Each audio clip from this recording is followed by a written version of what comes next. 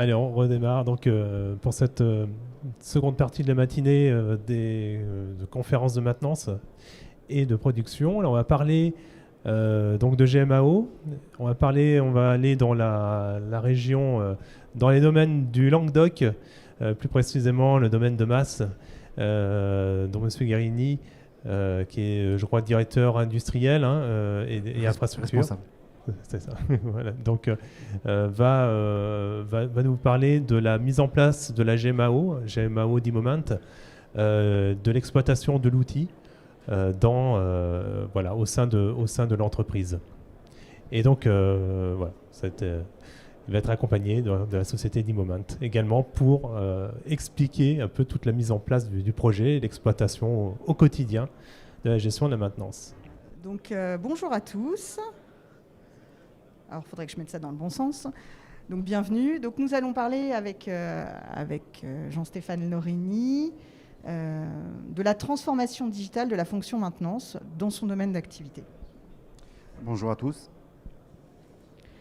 Donc, nous allons aborder d'abord l'expérience professionnelle de Jean-Stéphane Lorini, puis nous présenterons les domaines Polmas, et enfin, nous arriverons un peu sur le cœur du sujet, pourquoi une GMAO au domaine Polmas. Jean-Stéphane, pour commencer, nous allons faire un retour rapide sur ton parcours. Qui es-tu ? Jean-Stéphane Lorini, donc j'ai démarré ma carrière chez Bolofotalu, une société qui fabrique des solutions et des composants d'assemblage dédiés en majeure partie au monde de l'automobile. Donc beaucoup de projets de machines spéciales internationales, à peu près 95% de mon activité. Ah, ok. Projet à connotation automobile essentiellement.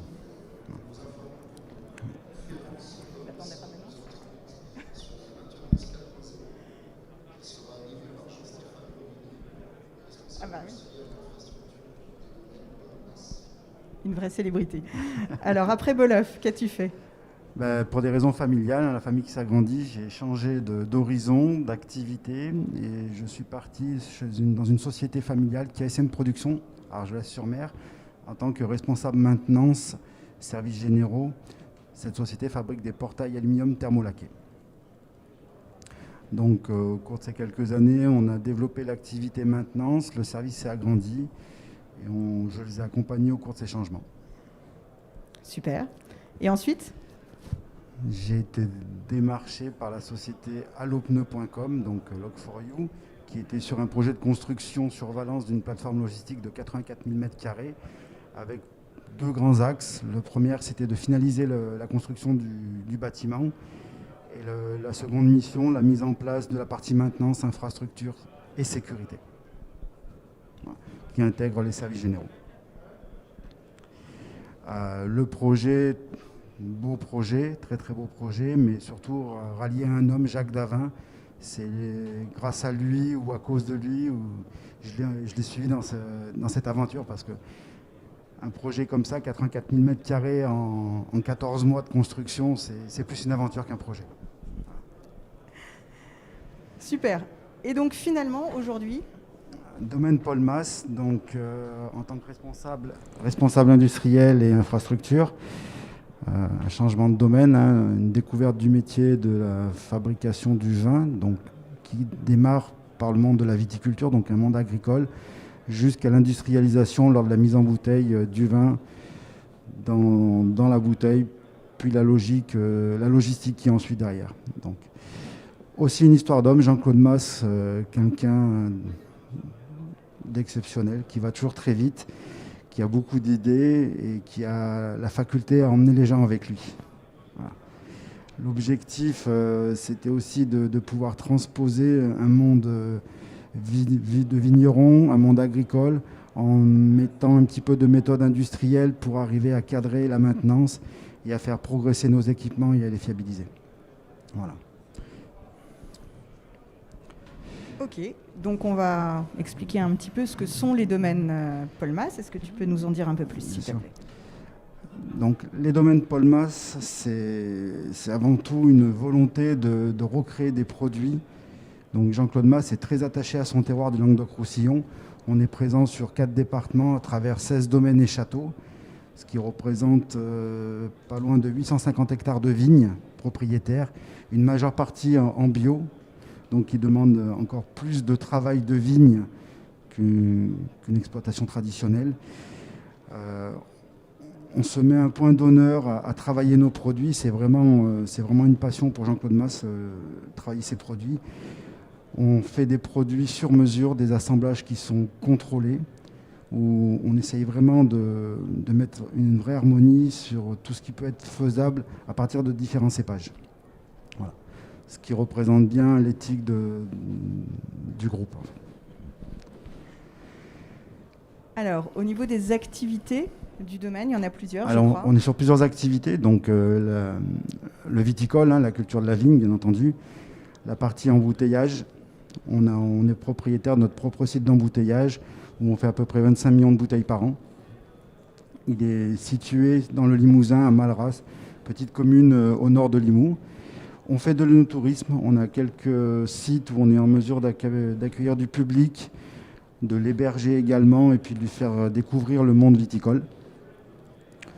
On a une activité restauration sur Montagnac avec un restaurant.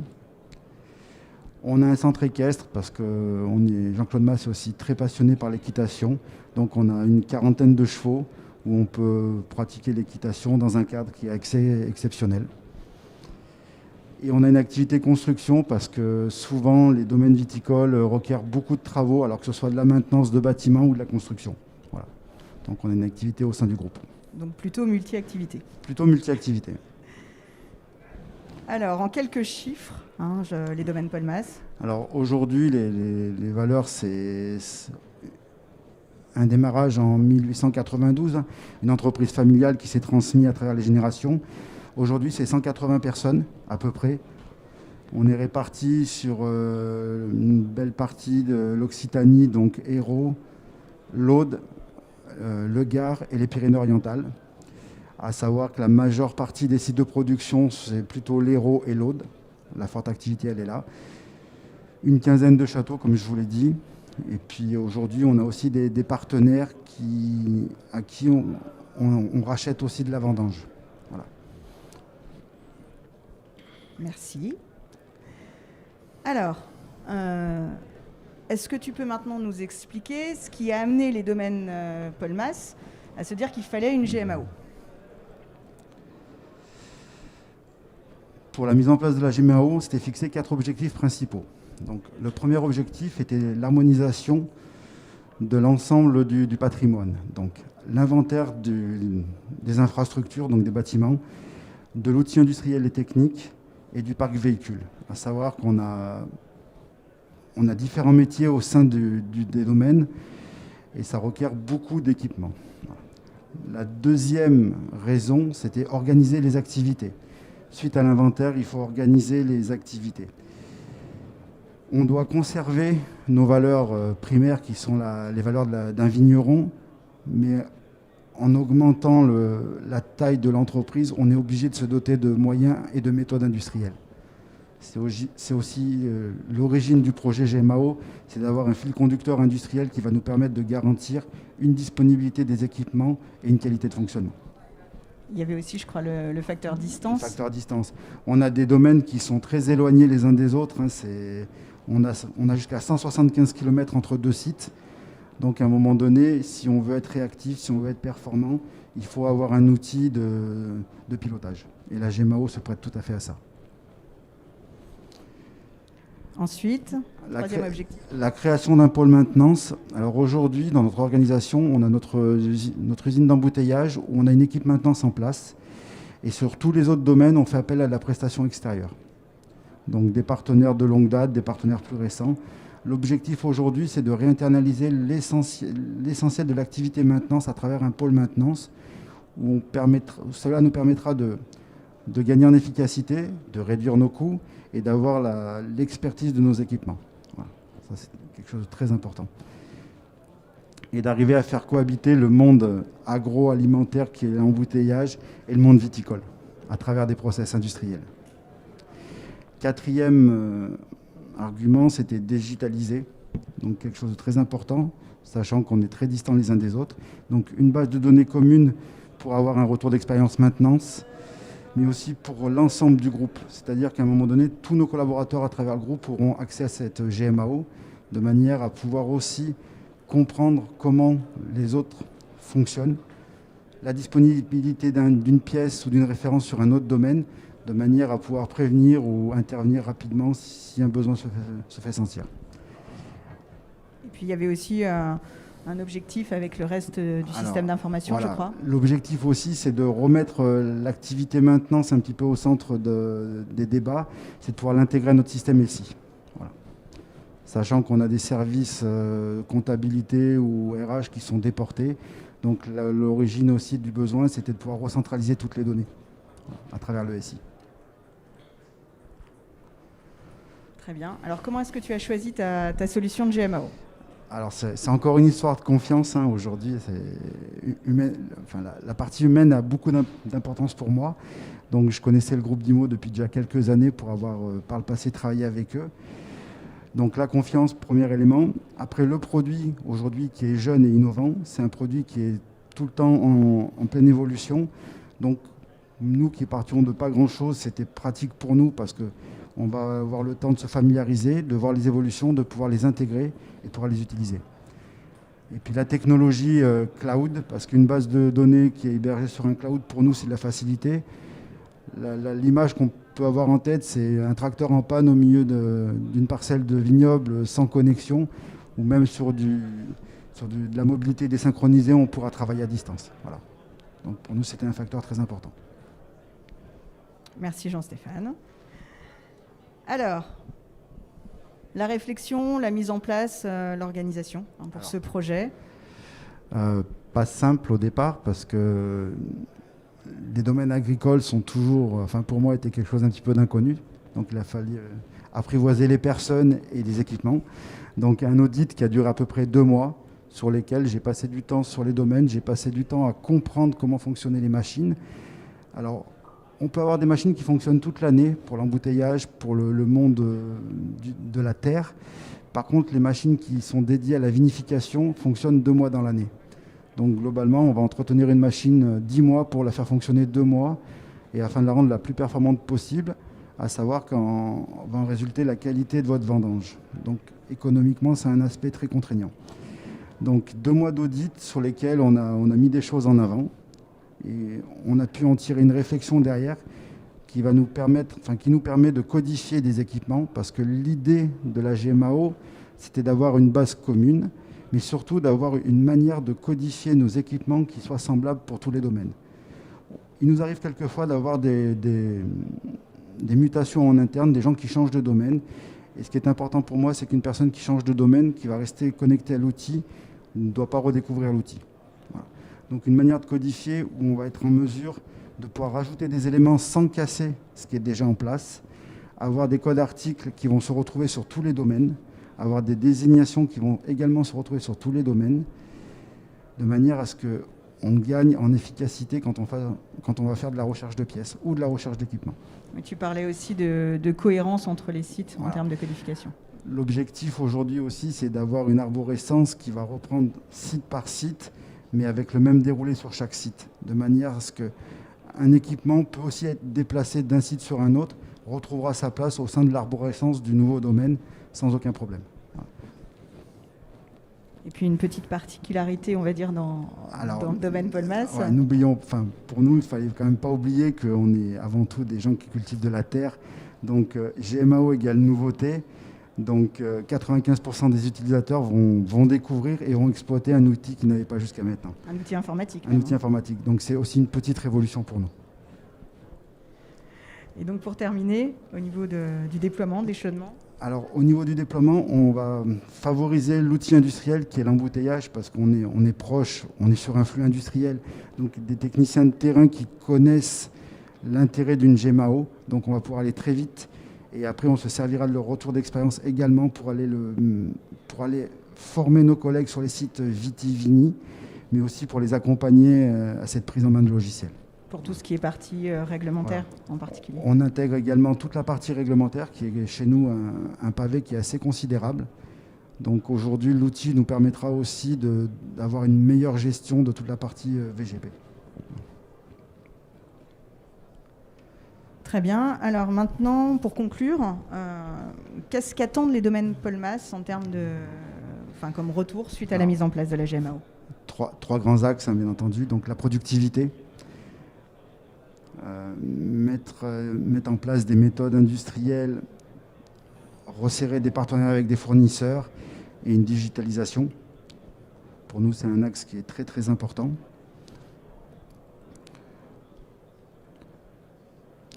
En termes de retour d'expérience, une base de données commune. L'objectif, c'est qu'à moyen terme, d'avoir un système de codification, équipement et pièces qui soit commun à l'ensemble du groupe. Ça, c'est une volonté aussi. Des indicateurs de performance. On doit être capable aussi de s'auto-évaluer ou de s'évaluer. Et une activité suivie en temps réel. Oui. Ça, pour nous, c'est important, surtout en période de vendange. De connaître le taux de performance de nos équipements, le taux de panne et le suivi des interventions. Voilà. Et puis évidemment, la réduction des coûts, hein, on y vient, c'est aussi l'intérêt d'une GMAO, c'est de pouvoir investir intelligemment de l'argent. C'est maîtriser nos coûts d'achat, alors qu'ils soient en pièces ou en activité maintenance, mutualiser les références d'articles de manière à avoir des stocks justes et pas forcément une multitude de références pour des pièces identiques.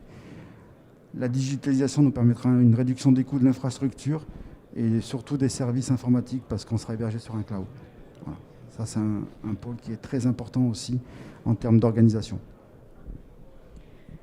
Donc aujourd'hui, vous êtes en bonne voie par rapport à ce ROI? Oui, il y a des choses qui commencent à pointer le bout de son nez. C'est un travail de longue haleine. Hein. Il faut pas s'attendre du jour au lendemain à révolutionner les choses. Mais voilà, aujourd'hui, ça reste des choses qui sont très pertinentes. On commence à mettre des choses en avant, des évidences aussi, jusque-là pas forcément bien perçues. Donc voilà, ça demande quand même... Une GMAO demande quand même d'y prêter attention, ce n'est pas simplement un logiciel, c'est vraiment un projet d'entreprise. Je crois que nous avons terminé sur ce retour d'expérience. Si vous avez des questions.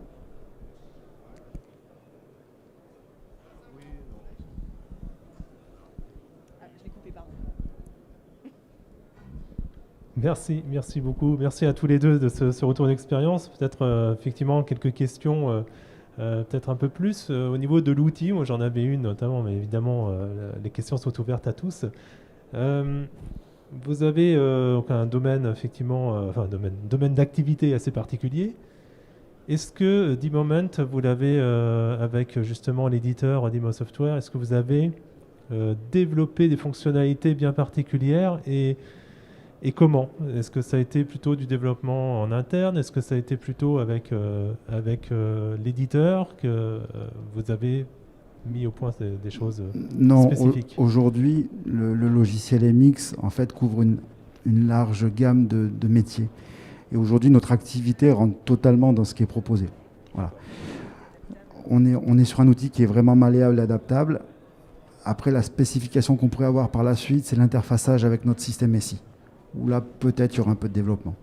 Mais aujourd'hui, je ne pense pas qu'on utilise l'intégralité des possibilités du logiciel. D'accord. Voilà.